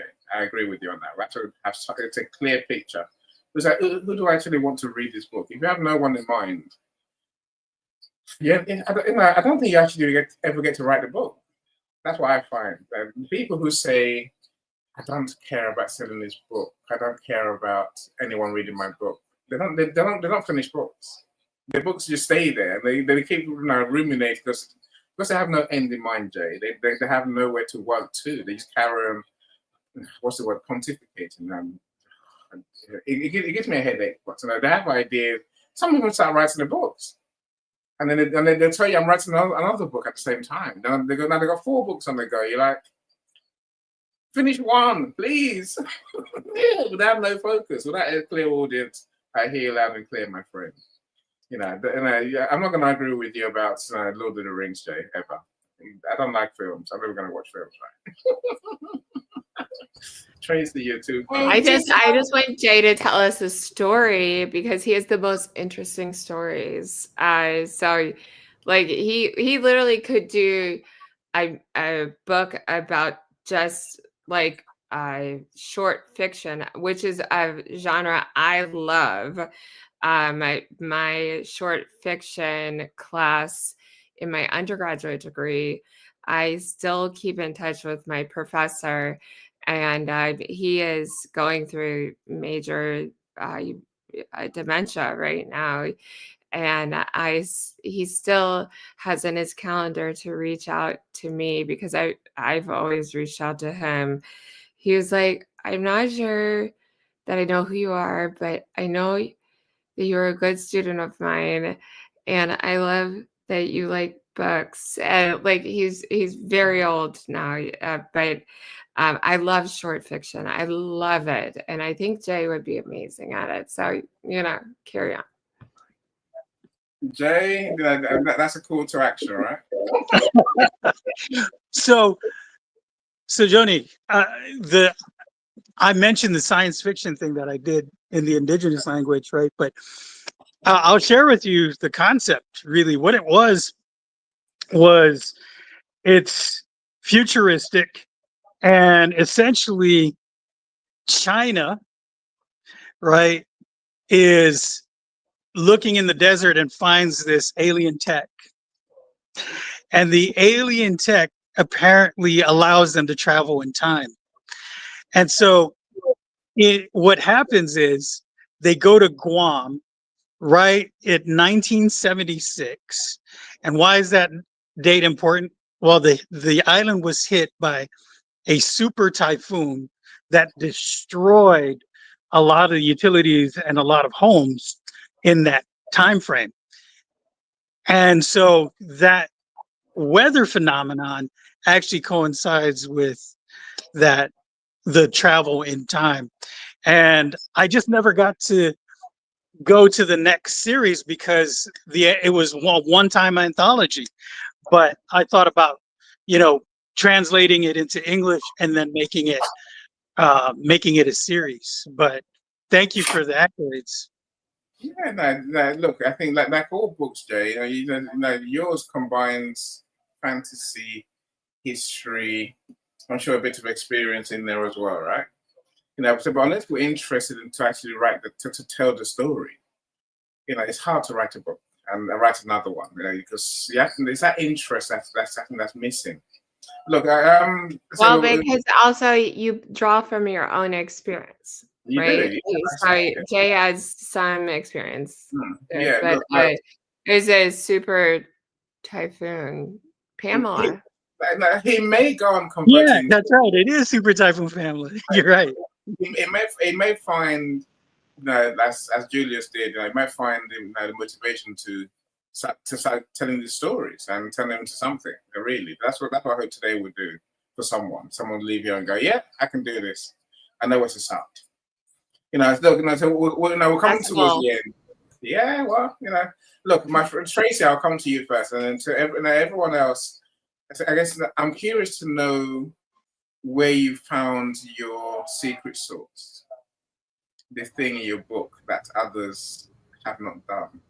Is that a thing, or am I barking up the wrong tree? If it's a thing, then please do so. Give us an idea. Let's talk to Tracy first, and I'll go around the room. I'm scared because I only wrote one chapter, and many of you have many books here. But you are an author, Tracy. You are an author. You are an author. Thank you. I can't write about myself. Therefore, my chapter I wrote about my mom, and through her story, I came along. Just a little bit part. That leaves me a little bit more room for future writing. If I want to really write about myself. I just, first time ever writing something. It is hard. It is honestly very hard. So I like to write in the third person, not I. It doesn't happen to me. But anyway, I really wanted to tell all these fellow writers. I also wrote it in the comments. So if you have a great idea and you think people will like it, but you are not sure about it, what do? You read out aloud your first chapter. If you don't get it, anybody fall asleep, continue. Thank you, Annie. I like that. You know, most people fall asleep, you know, reading their chapter. They fall asleep when they're reading the story. But no, I think that's a good way of looking at it. You know, and I say that because I think as authors, our biggest gift is not even the book. Our biggest gift is finding our voice. Those who find their voice have more impact. And they make more money doing speaking. You know, that's where you know, if you can speak your book, if you can speak your message, I think you're away. Now, many people they write the book, they hide away. You never see that. You don't see them hold the book ever again. You know, so you know, I hear that. No, look, I have to, you know, I have to. I want to, I guess, acknowledge that AI is in our midst, my friend. In other words, many ideas these days come from AI. You know, Natalie, as I see, as Natalie says, you know, let's say there's many different topics that we can work on. I'm sure, right. The thought of AI writing a book, it makes me feel ill in the belly. It makes me feel genuinely ill because I think, you know, AI is good for some things, but it's bland. You know, this hence my question to you, my friends. You know, where do we find that our secret sauce? The thing that AI can't do. Who wants to go first? Jay, I think you're muted earlier, right? Yeah. So the secret sauce, really, Joni said it. It's the insights and experiences that you have, right? That's the thing that AI doesn't have. That's the secret sauce. And really, that's why I wrote the book, this, you know, the rules of engagement and storytelling, because I thought it was appropriate right now in this moment because of AI. We need to, as human beings, rely on the insights and experiences that we have to tell our stories. We shouldn't be allowing or relying on AI's algorithms to say how we feel. And you know, ultimately it's going to come from us. Even if we're writing the prompts though, that's coming from us. But how it's written, the style, the tone, all of that stuff comes from deep within sometimes. Yeah. And Yeah. so there's no algorithm or anything that can mimic that, mimic your experiences. I agree. I agree. No, I totally agree with you, my friend. You know, and so we have to learn to trust ourselves enough to, you know, to put down what we do know. You know, and but I think but it comes down to what you do, Joe, which is storytelling. You know, it's about telling your story. That's what your book really is. You know, look, now I love AI for what I use it for. I use AI to create videos I can't create myself. You know, I don't want to employ a film craft. So I don't use AI to correct anything. I don't use AI to create content. It's bland. It's general. It's even trying to do cover design with AI, Jay. You know, trying to do design of a flyer. They're the most boring things, right? Event descriptions. I'm like, why do people go there? They're all the same. In a few Right. images. They just Oh all my the same. gosh. It's the same. And you'll know immediately when you see it. The color Yeah. palette is the same. The positioning is the same, right? So you know the foreground, background. I can tell an AI. I'm not an expert, but I can tell an AI generated um, artwork or cover On when a I show. see it. And so that's the thing. It's like it it has to come from a soul, not an algorithm to me. But I will say this: you're right, Annie. It can be used as a tool. And I said this on Tracy's show, and I'm actually working on a platform that uses AI to help people use the rules of engagement in storytelling. So there's an app that I'm developing right now with the using AI in it to help coach people on the rules of engagement in storytelling. So there's a use for it, but is it going tactile, right? It's important to use. It's a good tool, just like the internet and Google and browsers are. But should you use all of those things and rely on it? No. It should come from yourself, your experiences. And you're not an algorithm. Again, I agree 100%. I totally agree. I put the link for your book in the comments, Jay. So if anyone's going to check out the rules of storytelling, please do go along. The rules of engagement storytelling, the compass of 10 easy rules to navigate your life. And Jay's book is all about how to tell stories in different contexts. Again, maybe one of the things that I'm curious about these days is adding humor to what we do. So I'm going to start public speaking. I realize, we can all be quite bland and boring, right? I think adding humor could be the creativity, the creative bits that AI can't do, that only we can do. But that's only if you're funny. I'm not funny. I'm funny to myself. I'm funny to my family. I'm funny to my friends. But in public and public speaking, I don't know. When I tried it networking, it didn't work. I could tell jokes, I would laugh, but the rest of the room didn't laugh. But when you got 50 people looking at you, and they're like, they get it. You don't want to get it. Maybe I got quirky humor. Lachelle, what's your thoughts? What's your secret sauce, Lachelle? What's your thing that you add to your books that others can't do?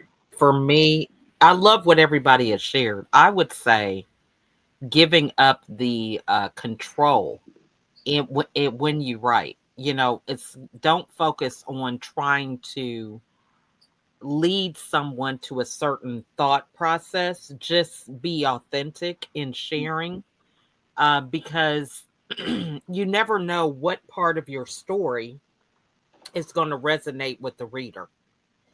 So if you try to control that from the very beginning, you may not connect with anybody. So just focus on sharing your experience authentically, and being vulnerable, and you know not holding anything back. I think is what's important, because people will connect with that. They will Yeah. feel that when they read, and you'll be amazed at how it really impacts other people. The things that you think are not important, people find important. And the things that you think are important, people don't care about. So just be authentic. The Yeah. weirdest of readers and authors. Now we aim for the best, but sometimes And the readers. don't try to force it. You're breaking up a bit. You're breaking up a bit. So I think we might have lost the show, but let me do my. Hopefully, the show will come back. Spinning And around. we lost it for a second. The show we lost it for a second. So I'm glad this is why I Yeah, did I my. was gonna say I couldn't hear what you had Okay, said. Oh, we're yeah. losing you. You point out. You got a No, little, your signal is playing up. Your signal is in and out. So let's give it it's another 5. I can share an intro for so I am writing a cookbook, but I'm also writing a kind of it's a mystery, it's fiction, but it's based on kind of some of my life. And so that's kind of what Jay was talking about. Like, you write about what you know about. So I can read the first paragraph I wrote, so you guys can say like if this brings you to the scene, and then go from there. Is that okay, Annie?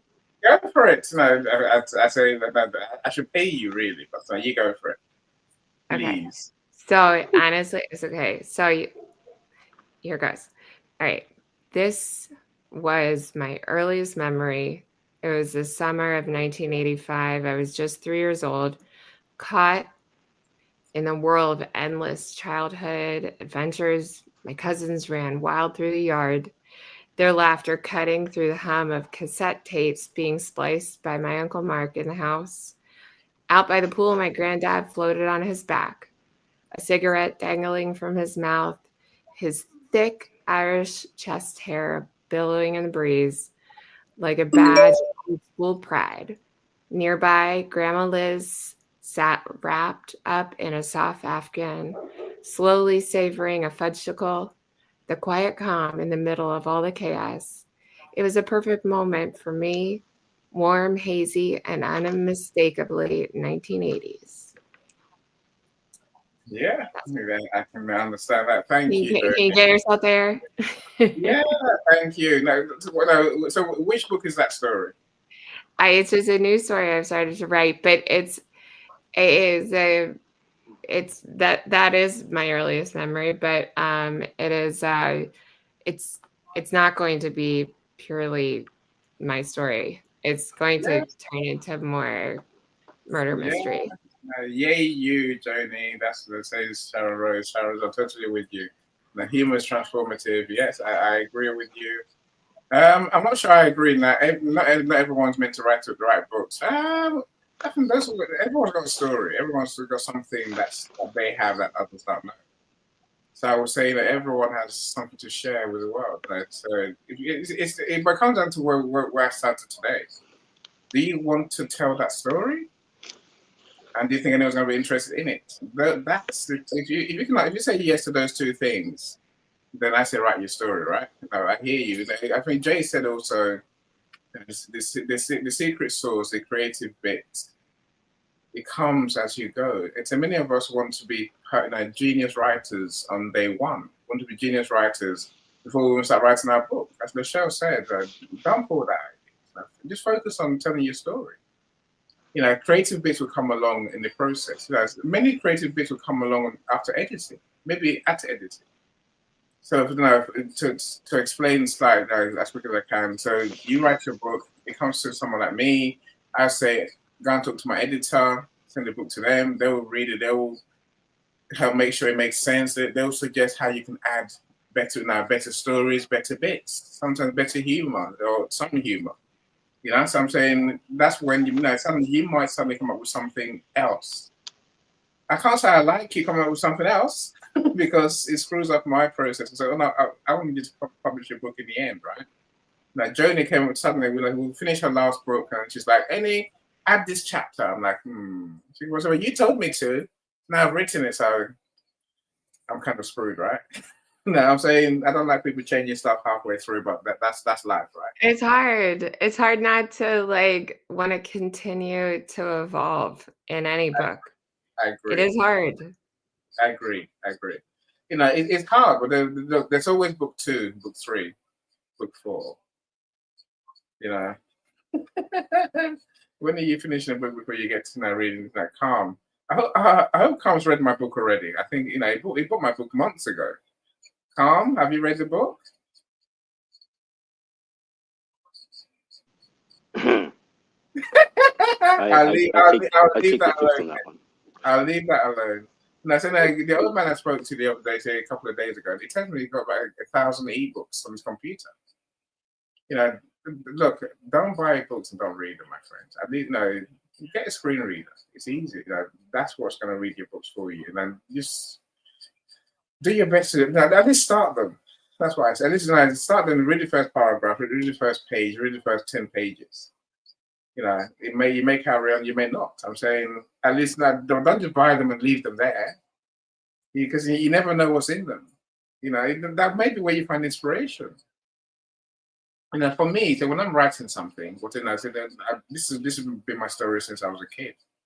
If I'm writing an essay at school, for example, when I open a book, whether it's a textbook, whether it's a picture book, a storybook, I always find something I can take to help me to finish what I was writing. It doesn't always, it's not a transformation of bit always, but it's just something that, whether it's a quote, whether it's a way of thinking, whether it's a concept. Let's learn to read more. That way we can get some of this inspiration that we're talking about today. Tracy, let's come to you. Tracy, I suppose, I was busy commenting because I just typed it up. I just discovered the unparalleled feature of commenting. You can comment unlimitedly, right? And you don't interrupt anybody, and you're free to do anything you want, emojis, anything. And I want to share one proverb that we say in Chinese when I was growing up. Only borrowed books can be read, because you have the sense of urgency, right? Once you own the book, you put on the shelf next to your bed, you don't have the urgency to finish it. We often open up a few chapters and it just dwell on the place forever, right? It occupies your coffee table, your bookshelf. And unless the book is super entertaining, you can get it done in 2 hours. Otherwise, it may take a month or even years to finish. But on the other hand, if you go to the library, you find a book that's very interesting, keep on reading it, you only got 2 weeks, right? You can renew for another 2 or 3 weeks, but you don't want to do a renewal. You just want to get it done. And once you like it, you can go and get a book, keep a copy on your shelf. That's how it works. But now with the ebook, audiobook, everything available, you don't have to go to a library, or you download a chapter, a sample from Amazon, and you know you like it or not. Thank you. No, thank you. You come into way, my friend. I think he's there, right? And I was laughing as you were talking, because I used to go and get books from the library. Do I confess now? Okay, I'll confess now. I never used to return them, Tracy. I had no intention of, because they're mostly textbooks, and I didn't. If I liked it, I was going to keep it. Of course, they would write to me and tell me, "Naughty boy, we want our book back." But I just never did. That's just me. But I think there's something about our digital books these days, Tracy, that people can just leave in a Kindle library and never see it again. I see mine. I make sure I read every book, because otherwise, my friends would ask me, have you read my book? And I'd be like, Jack and Nori stories. I don't do things like that. I have to say, yes, I've read the book, and look, I think the things to find what works for you. Audiobooks, they're perfect. You can listen to them everywhere, in the car, on your walks, so you can listen to them wherever you are. That's why I like audiobooks. But even say about ebooks, I will read them. I have to read. More chance I'll buy a print book and buy the ebook as well, because the ebook can play. I can listen to the ebook whilst looking at the print book if I want to, or just looking at the cover. Are you with me? I got books. They're still there, and there are many of them. Like I think I 6 books I should be reading. I started reading. It's where we are. But I think great advice though, Tracy. So we do need to actually get reading. Otherwise, what's the point of having all those books? I don't know.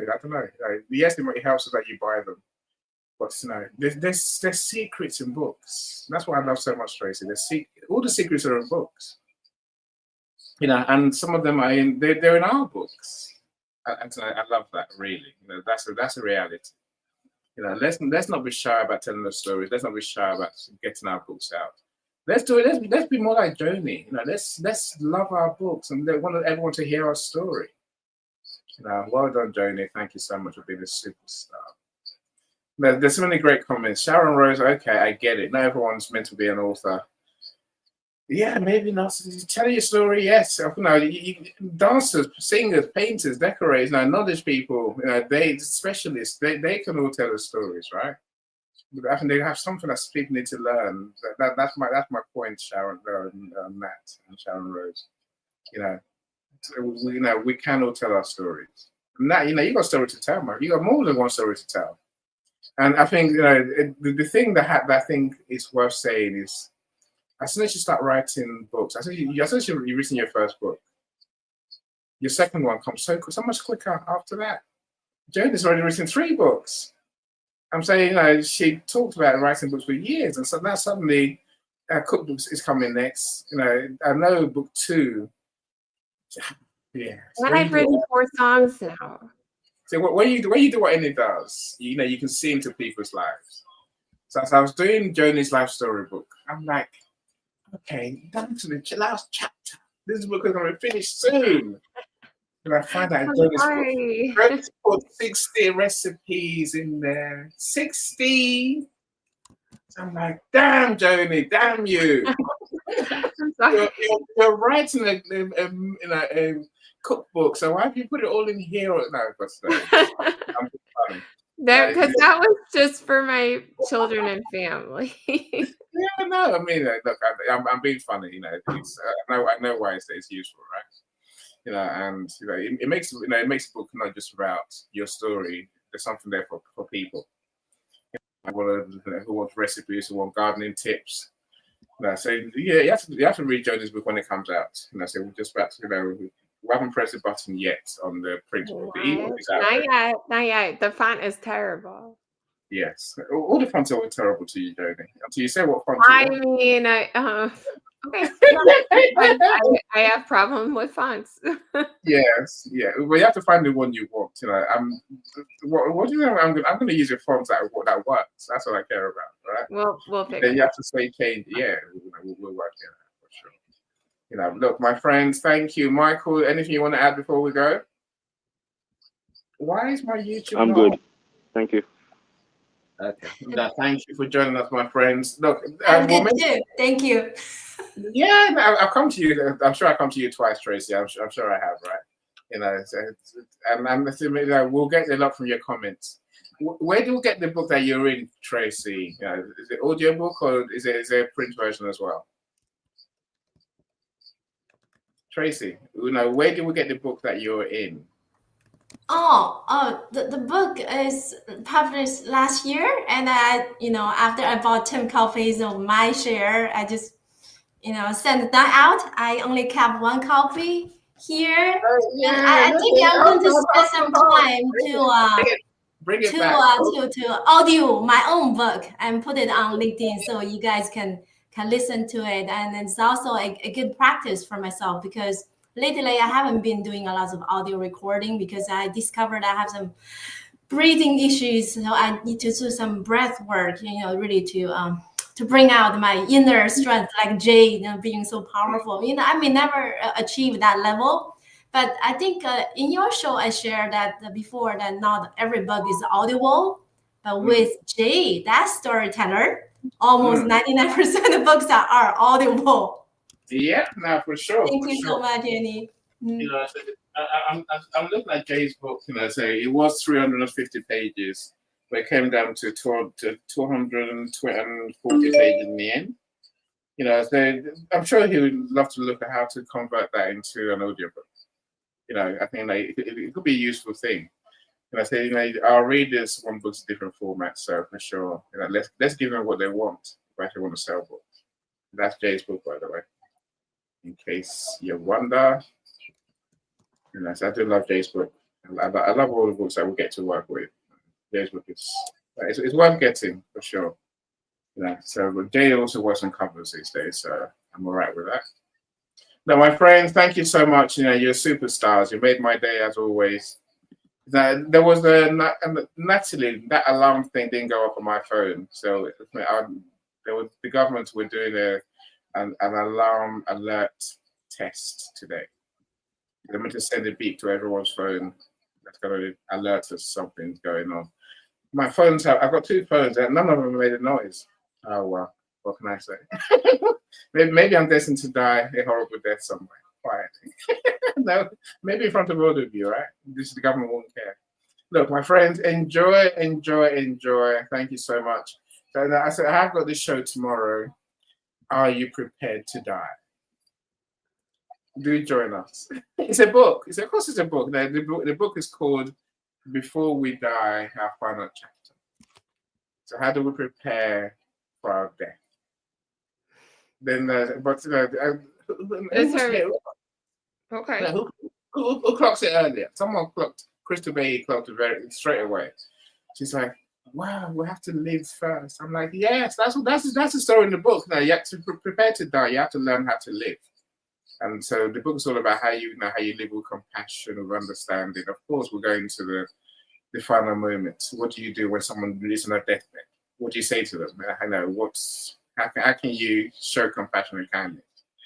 And this is also practical stuff that we're going to talk about in our rooms. Our book launches on the 17th. Do come and get a copy. And for $1.99, I think. Yeah, $1.99. For 99 cents US. So $125 here. So I think $150 thereabouts in the US. Do come and get your copy, my friend. My question for you, Annie, is did you pee in the bucket list? Did I pee in what? On the bucket list. I'm leaving my bucket list, I think. There's not many things on there that I haven't done. But maybe it's time to create a better bucket list. Maybe that's the answer. Because we can talk about it tomorrow. Yes, for sure. No, we will. That's part of the things that's in the book. Have you done the things on your bucket list? Do you even have a bucket list? We should. You can't be ready to die if you haven't done the things that you really want to do, right? That's right. I love the book, and I love. There's not many books like it. Everyone shies away from death. Let's be brave, because the one thing I can guarantee all of us, my friends, that we're going to die one day. It's whether we want to do it blind and scared, or whether we want to do it with eyes wide open and with intention of living our lives first. Anyway, join us tomorrow, my friends. Natalie, it's 3:00. It's 4:00 our time. It's 11:00 Eastern. I'll send you the links. Of course I will, because I love all of you to join our events. So thank you so much, everyone. Tracy, you're the star. You're the star of the show. I still want those backgrounds, Tracy. I don't know, but I don't read. I like mine. If I were the star, you will be the sun or moon, if you like. It's so sweet. You know when you mentioned the book there, why do I have the same background the other day, Tracy? I saw the book. Someone messaged me and said, "Send me the link to buy the book." Of course you will. That was the point. I tell you, keep doing it, my friend. Keep doing it, my friends. Enjoy your Friday. Enjoy your weekend. I'll see you again in 2 weeks' time. We'll talk about let's talk about markets. Looking at your markets for inspiration. What does that mean? How do we actually do it? There's steps to do it. So let's talk about that next time.